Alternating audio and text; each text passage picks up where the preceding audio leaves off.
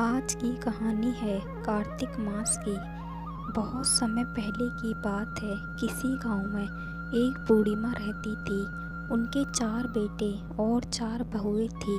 बूढ़ी माँ ने घर में ही भैंसें पाल रखी थी। एक बार जब कार्तिक का महीना आया तो बूढ़ी माँ ने अपनी चारों बहुओं को बुलाया और कहा कि मैं कार्तिक नहाने जा रही हूँ। तुम चारों एक एक भैंस रख लो, मैं 1 महीने में वापस आऊँगी। चारों बहुओं में से सबसे छोटी बहू लाडली थी। बूढ़ी माँ ने जाते जाते ये भी कहा कि जब मैं 1 महीने बाद वापस आऊँगी तो देखूँगी कि किसने सबसे ज़्यादा घी इकट्ठा किया है। बूढ़ी माँ की बातें सुनकर तीनों बड़ी बहुओं ने सोचा कि यही समय है कि बूढ़ी माँ को बताने का कि छोटी बहू को कुछ नहीं आता। वह तो दही बिलोना नहीं जानती और ना ही उसे पता था कि घी कैसे बनाते हैं। उसकी जेठानियों ने भी जानबूझकर उसे कुछ नहीं बताया ताकि बूढ़ी माँ के वापस आने पर उसे डांट पड़ सके। तीनों जेठानियाँ घी बनाने में लग गई, लेकिन छोटी बहू को कुछ नहीं आता था तो वो सारे दूध दही को पीपल पतवारी में गिरा देती थी। मन से छोटी बहू बहुत भोली थी। कार्तिक का महीना पूरे होने पर तीनों जेठानियों ने घी का एक एक डिब्बा भर लिया। छोटी बहू ने थोड़ा सा भी घी नहीं निकाला था। बूढ़ी माँ के आने की खबर पर छोटी बहू पतवारी माता से कहती है, हे पतवारी माता, मैं क्या करूं? मैंने तो सारा दूध दही यहीं गिरा दिया था।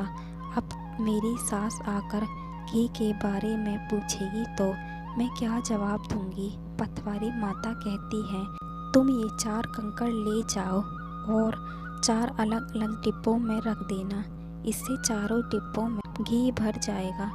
उसने ऐसा ही किया और उसके 4 डिब्बे घी के हो गए। अब सासू माँ घर आई और आते ही उन्होंने चारों बहुओं को कहा कि लाओ अपना अपना घी दिखाओ, किसने घी इकट्ठा किया है। तीनों जेठानियाँ अपना घी का डब्बा ले आई और मन ही मन खुश होने लगी कि अब छोटी बहू को सास से डांट पड़ेगी।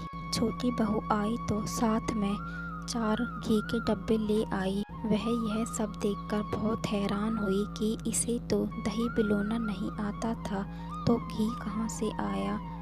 तब वो तीनों कहने लगी, इसके पति ने यह घी खरीदा है। तो छोटी बहू ने कहा, मुझे तो कुछ नहीं आता था और ना ही मुझे किसी ने कुछ बताया कि किस तरह से दही बिलोकर घी बनाया जाता है। मैं तो सारा दूध पीपल में सींच देती थी और दही पतवारी पर चढ़ा देती थी। यह तो पतवारी माता की कृपा का प्रसाद है।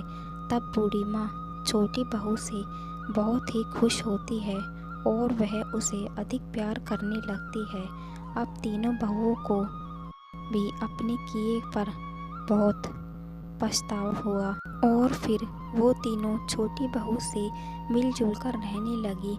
और उन सभी बहुओं ने कहा कि अगर पतवारी माता को सींचने से इतना अधिक फल मिलता है तो हम भी अगले साल से पतवारी सींचेंगे और कार्तिक नहाएंगे। तो इस तरह थी ये कहानी। दोस्तों, आपको ये वीडियो पसंद आई है तो वीडियो को लाइक करें और ऐसी ही वीडियो देखने के लिए चैनल को सब्सक्राइब करें। धन्यवाद।